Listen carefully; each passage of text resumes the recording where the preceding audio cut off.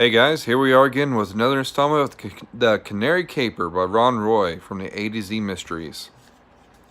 Chapter 5.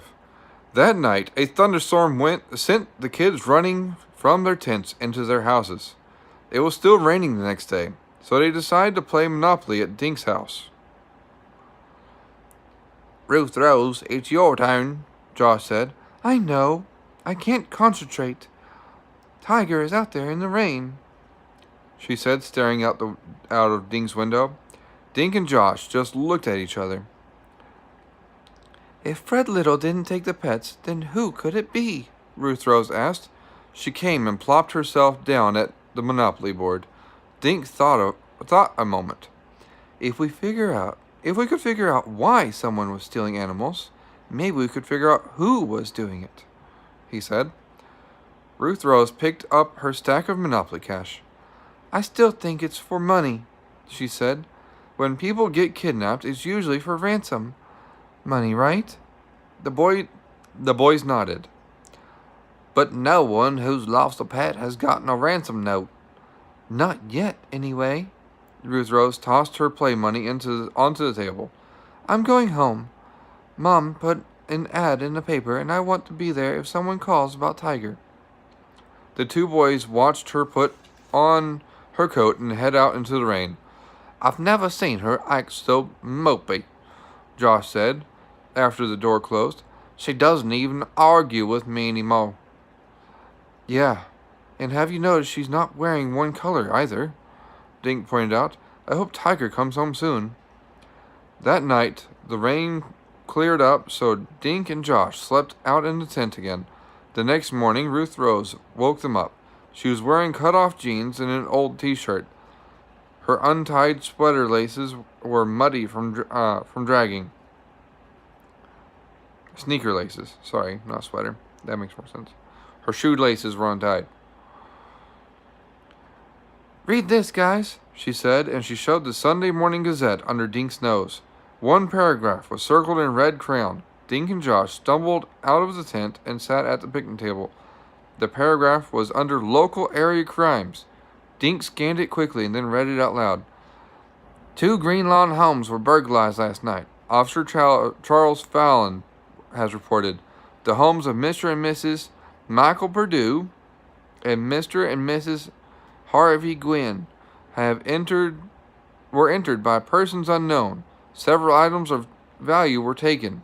Police are investigating. Dink looked up. Wow! First they lose their pets, then someone breaks into our houses. I think that stinks. And I think they're connected, Ruth Rose said. Why don't you see? It is about money. Someone is taking pets and then breaking into the same houses.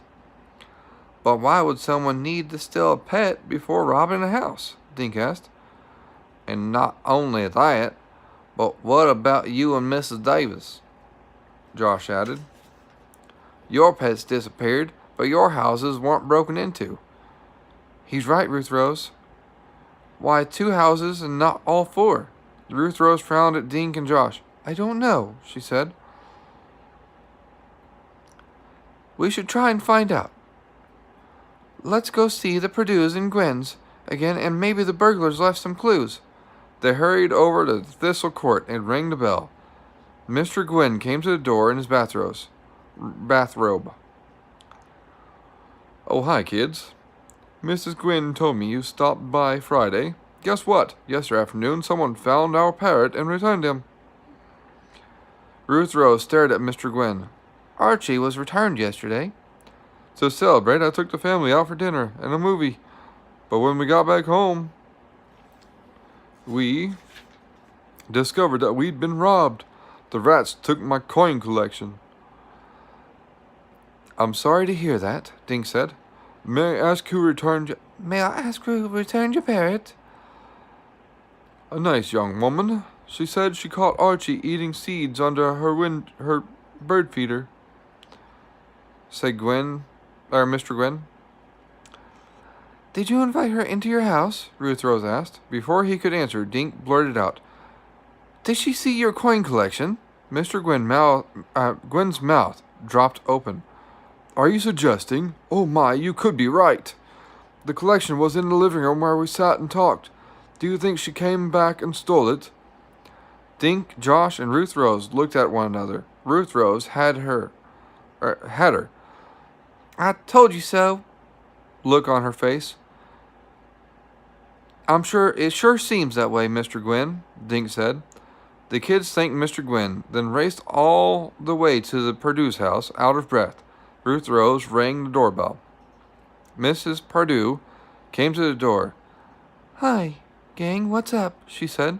Ruth Rose asked, by any chance, did someone bring your rabbit back yesterday, before your house got robbed? Why, how did you know? A nice young couple called and said they'd found Violet in their garden. They brought her home yesterday afternoon. Dink explained how Gwen's parrot had also been returned before they were robbed. Mrs. Pardue's eyes got wide. Of course. That couple came in and had a cold drink with us. Mr. Purdue offered them a reward, but they refused it. What did they steal? Josh asked. Several pieces of my good jewelry, and some of it was left to me by my grandmother, Mrs. Purdue said. Ruth Rose thought for a minute. Did they ask to use your bathroom? Yes, the woman did, Mrs. Purdue answered. She could have snooped in my bedroom at the same time. I feel so foolish. The kids said goodbye and headed for Main Street. I knew it! The pet nappers and the robbers are the same people.